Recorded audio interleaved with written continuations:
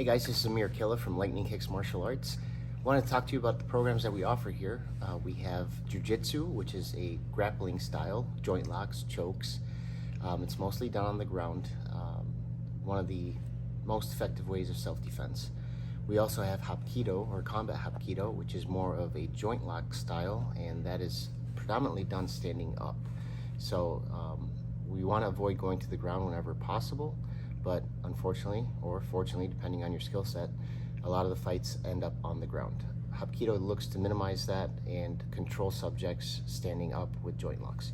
We also have mixed martial arts, which is really the ultimate. It combines striking, grappling, wrestling, clinch work, so you're going to be well versed in all areas of a fight game. Our programs include all of those classes, so you're welcome to attend as many as you'd like and be as well-rounded as possible. You want to be able to excel in all areas, that way wherever the opponent has a strength, we can keep the fight away from that area.